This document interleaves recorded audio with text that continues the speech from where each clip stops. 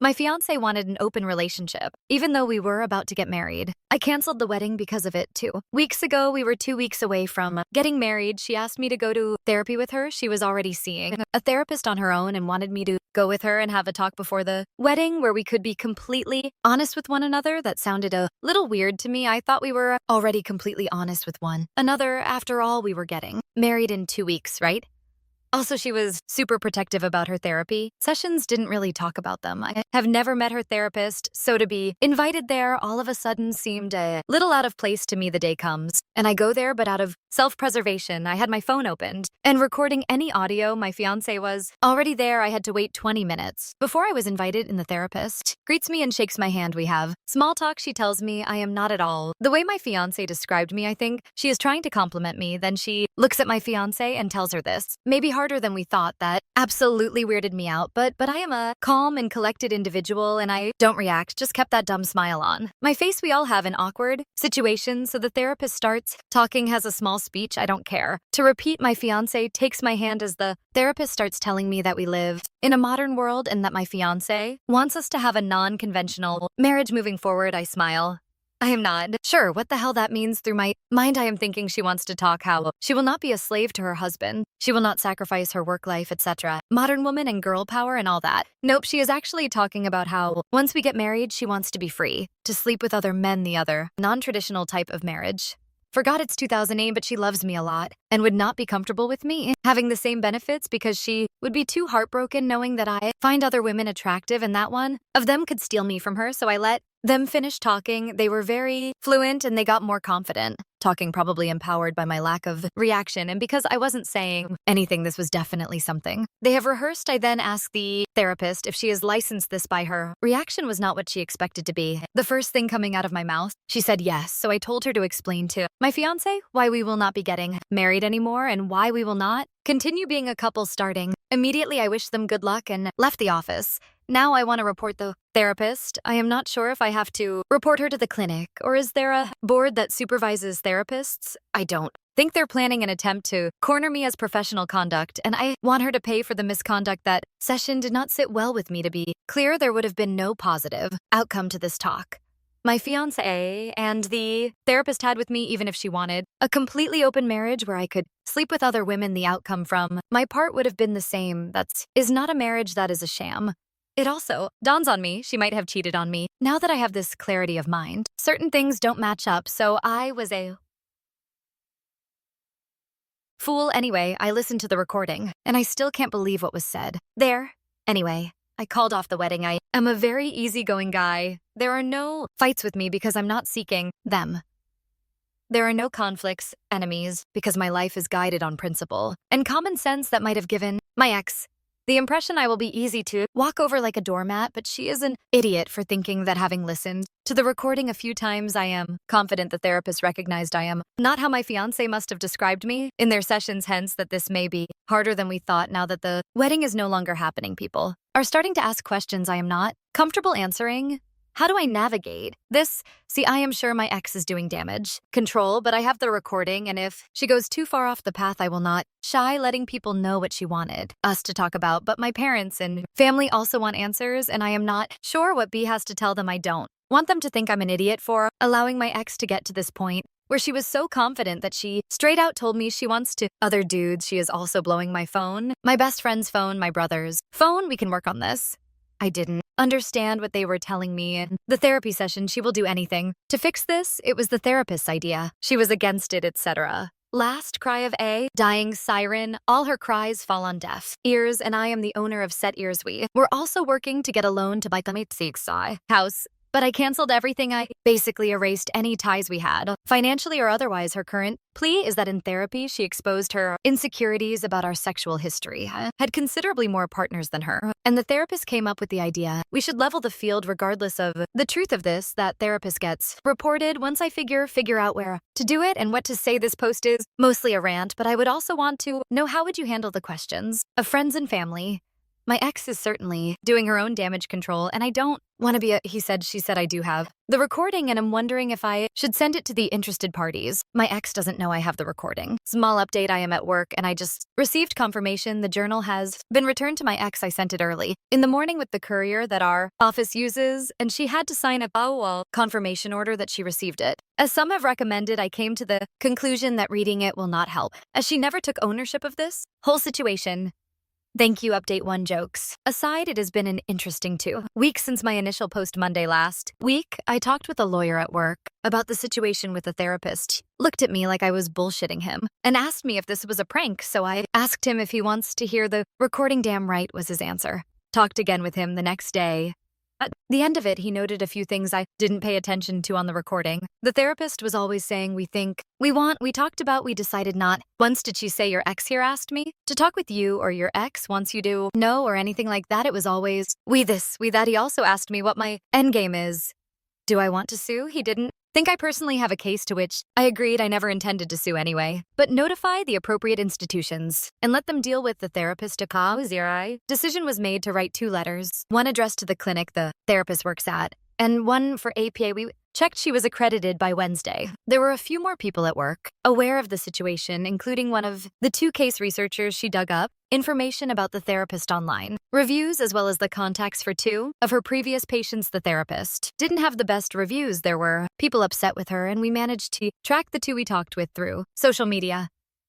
They were more than happy to help once we explained the situation, and their stories were not any better than mine. The letters grew a consistent size as we included the signed stories from the other 2 individuals, as well as my own description of how my ex changed when she started the therapy sessions, and a detailed description of how my meeting with the therapist went. Friday last week, I met with the parents. Her parents came to my parents' house, and we had the talk. My ex was there too, and more info was disclosed that made its way to the report on the therapist. As well, this week we sent the reports out. There was a reaction from the clinic. They called our office on Thursday morning, most probably to check if it is a prank or a real issue. We talked with their lawyer or one of their lawyers over the phone, and when we confirmed it was legitimate, someone else was hurt in the background on their end with crap. They said they are taking this very seriously. A conclusion from one of the guys at work was that they probably received other complaints before, but this is the first time someone did it so well documented. Their letter also mentioned we are reporting this to APA. That might have turned the heat on as well, hence their quick reaction. I don't know what the result of this will be, and I consider my issue with it closed. However, having talked with the other 2 individuals that were treated by this therapist, I sincerely hope she is at least investigated, because she sounds insane and with an agenda. She ruined their relationships as well. One of the individuals was a woman, for the record. Then my ex and her parents. Friday last week, my parents called me and asked me to give them a visit after work. When I did surprise, my ex and her parents were there too. My first reaction, seeing their cars in my parents' driveway, was to flee. This meeting was supposed to be on my terms, but she attempted to take the reins to it. That was not going to happen.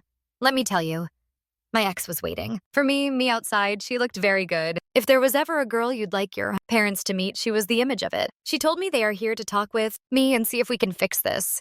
They isn't her parents. She either never told them what happened, or she gave them a version of a story they were not buying. She had a journal with her. She told me she started writing in it before she began therapy and continued writing in it until that Friday morning, that I should read it and it will clear out all this mess. I told her this is not a book club. I wanted to go inside and get the circus going, but she asked me if I can give for 10 minutes. She wants to talk with me for 10 minutes before I talk with her parents, and she kept handing me her journal and started crying. And then my sister showed up, and then my ex's sister showed up. They were already there and came out to check on us, so I took her journal, went inside, said hello, and leave my ex in the back of the garden to win as isolated portion of my parents' garden as possible. They have a large garden with a lot of trees and benches. She quit her job. The stress was too much, and she had a breakdown. It escalated. Never got better. She is no longer seeing the therapist. She started seeing the therapist for work-related matters, but somehow it turned into matters about our relationship, and it stayed focused on the relationship because it was the only thing the therapist seemed interested in. She never told her parents why she is my ex. She is seeing another therapist now. I just listened.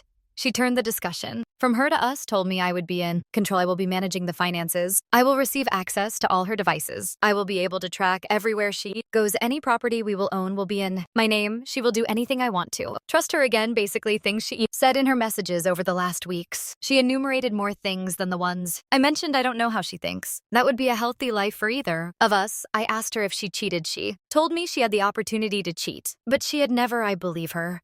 But it also angered me. What does she mean she had the opportunity? If you are in a committed relationship, you don't put yourself in a position where you have this opportunity. You don't want this opportunity. It's like saying I had the opportunity to kill someone today. Why? What were you doing that there was such an opportunity? Why call it opportunity? Anyway, it makes it sound like something positive that pretty much ended our 10 minutes and told her we should go and talk with our parents. So we did. I asked our sisters to leave us alone as it was. Not any of their concern what was to be discussed. My sister huffed and puffed. But a house made of stone survives hurricanes, and she was not one. Well, I talked and explained what happened, how the therapy session went, and my resolve. I didn't mention I had a recording because I never had to. My ex confirmed everything I said, which surprised me. Her father had teary eyes, and that broke my heart. Her mother asked her if this is how she thinks they raised her and asked for an explanation. My ex basically told them the same story: stress at work, depression, breaking down, therapy, therapist wanting to talk only about our relationship that the therapist told her. Our relationship was the root of all her stress that the therapist convinced her. I want an open relationship that she might lose me if she doesn't level her sexual experience with me. How my reaction woke her up from her slump. She quit her job, is looking for something less stressful. She will do anything I want to get me back started. Crying, my ex mentioned the journal again and said if I read it, it will explain everything, and that she was not on board with the therapist's ideas, but she went along with them because the therapist was a person with authority and experience. Our parents looked at me and I told them someone's private journal is not the type of literature I read unless they are a dead poet. Big mistake. My intention was to relate that someone's private journals usually becomes literature if they are a writer or leader, and usually they are published postmortem. Also, I was hoping they get the hint that I don't really want to read her journal because it would be of no consequence. What was done was done. Everyone looked at me as if I wished death on my ex. You could smell the hostility in the air. So I said, fine, and promised I will read her journal. You win some, you lose some, and then you use the wrong words and you lose a few more. My ex is seeing a new therapist. She showed her parents emails confirming her appointments. He's an older dude with a white beard like Freud. I searched him. Online, he is married. He attends conferences. He wrote a few books. They are on Amazon. He seems like a solid character. Can you kids work this out? This was the second thing that angered me that day, as if this is child play and we should just listen to the adults. We are not old enough to be in control of our own feeling, and we should definitely not be the ones to decide what we consider a betrayal you can't recover from. We are just kids and we should just work it out. So I won back some ground on the Dead Poet Society remark earlier, and this is how the day ended. We've known each other for 9 years and have been a couple for 5 years, even if there are legitimate reasons behind her behavior. How do you go back to being the same? This wasn't even a reset. My way of thinking about my ex has been fundamentally changed. She became a stranger I know a lot of things about. Sure, I still find her attractive, very attractive. The way she looked last Friday was amazing, no denying that, but it was also calculated. I'm not going to lie myself here. Hair done the way I like it, dress that I bought for her, the shoes I like the most, a hint of the perfume I gifted her, etc. The journal is on my nightstand. I haven't read it and I probably never will. I did look through it to see if it indeed is a year old, and it is the way the page is folded. The ink is clearly older on the first pages, and you can see it progressing through the pages. The pen she used was attached to the journal, and I tested it. Looks like the same ink, and the ink level in the pen is consistent with how much I assume the pen has been used for the last year. To write the journal, it is not a fake. Everything about it is consistent with a year's worth of wear and tear. I don't see what good reading it will make me a tool to play with one's mind while not rally.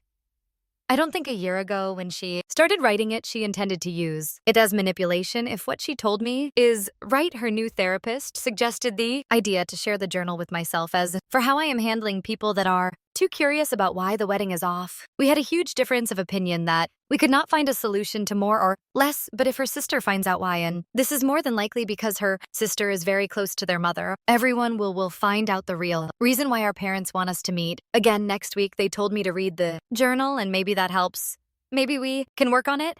Start again fresh. Since we have so much history, she will get treatment. She will get better. She still is the same woman I fell in love with. but she is not well right now. They can tell I still love her, or else I would not be so theatrical. Their words, not mine. I don't think I will meet them next Friday, but damn, she did look amazing. I would like to thank the community for the support and help. It was enough to help me put together a plan of action. Regarding the therapist, thank you to those who provided resources and information about what to do.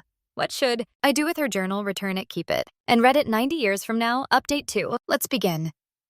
The therapist is no longer working for the clinic. The major motivation behind the decision most probably has to have something to do with the clinic being sued. Someone else completely removed from my situation is suing the clinic. I don't have additional details on the matter. The therapist tried to contact Mel but was unsuccessful. I suspect she found out about my report on her and wanted information. Who knows? Mel did not engage with her. She was blocked and her queries went unanswered. There is a voice deep in the back of my mind that whispers it may not have been the smartest decision to put together that report. I find it introduces the chance that people behind the suit may contact me for help and shower me with unwanted attention. However, knowing all this, I still can't keep a very satisfied grin away from my face knowing the therapist is in trouble. To those who have expressed out I have emotions, if this is not proof enough, I don't know what will satisfy you, and I pray to God you understand sarcasm with Mural. However, things are far more complicated. I wrote a small update in my previous post about her journal. My decision was to return it, and I was very clinical in my method. The courier we use at work delivered the journal to her. That Monday morning, I did include a letter explaining why I haven't read it. It all boiled down to not taking ownership of the situation. I felt that by giving me the journal, she washed her hands of the matter, and the burden of finding answers was placed on my shoulders. In return, I washed my hands of the matter honestly immediately after. They notified me that the journal has been returned. A feeling of regret washed over me. Maybe I should have read it. Later that day, Mela showed up at my workplace. She didn't make a scene. Nothing like that. She just waited in the lobby patiently. Her plan was to wait for me until I finished my day and then have a talk with me. Naturally, it didn't take long for me to find out she was there. My options were to either send her away or talk with her, so we talked several. Architects designed the collapse of our relationship. Number 1. Stress this I knew about, but never the gravity of it. In hindsight, when she started looking for a therapist to help with the work, stress, I should have been more aware of the situation, but she always maintained everything was fine. So why would I not believe her therapist or not? She still had a breakdown at work, which she hid from me and her family. Number 2. Could have been a father. She had a miscarriage. She found out she was a few weeks pregnant and wanted to make it something special when she would have told me about it. However, a few days later, she started bleeding, and that was it. She never told me about this because she was afraid I would look at her as unworthy. She knows how much I want to be a father, and she rationalized this would give me idea. She can't bear children. This idea is utterly stupid. Number 3. Friends. I made no secret in the comments that we had friends in open relationships, and her on such friends. She contacted Mela almost a year ago and invited her to lunch. She immediately started unloading the frustrations of her failed marriage onto Mela. Her husband has something in common with me. We both had far more partners than our significant others. In my case, it was 26 previous partners. In the case of this friend's husband, the number was Sarisan. Whooping 70. Well, as soon as they got married, he demanded an open relationship from his wife, and she has been miserable ever since. Apparently, the same thing was going to happen to Mela if she was not careful about me.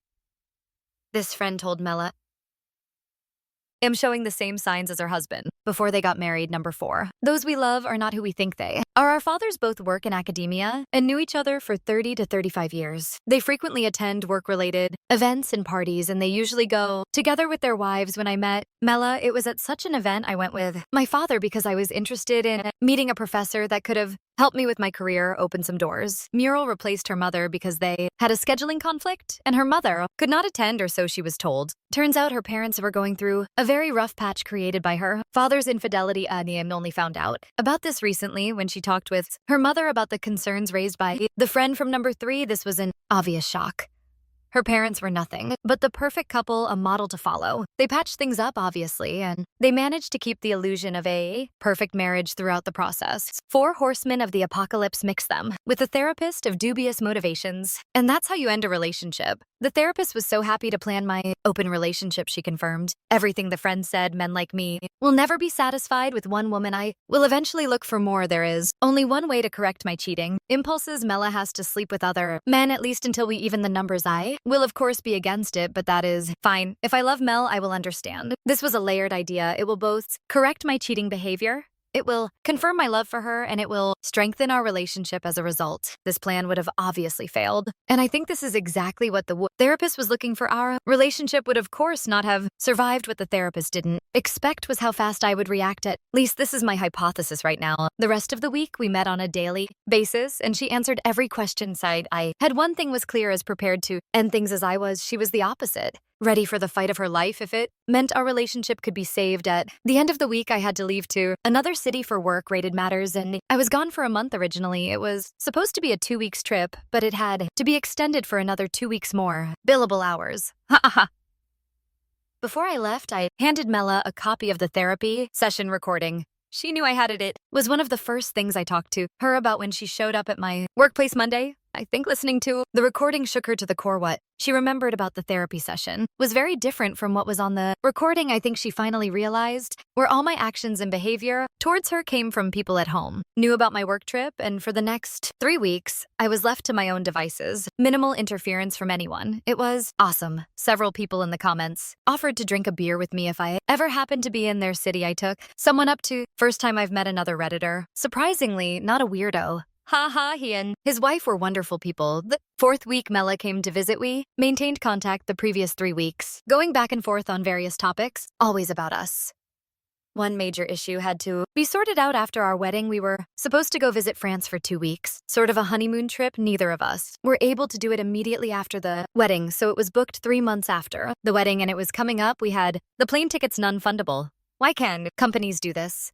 We had the hotel reservations. What we didn't have was us. That 4th week, we talked some more and agreed to go to France anyway as friends. I can already imagine eyes rolling as you read that last sentence. France was amazing. You visit a country like that and realize the US is medieval in comparison. When you visit a museum, you can spot the Americans immediately. How to behave in foreign countries should be a mandatory course in our schools. We returned from France as a couple. This had nothing to do with the magic of Paris.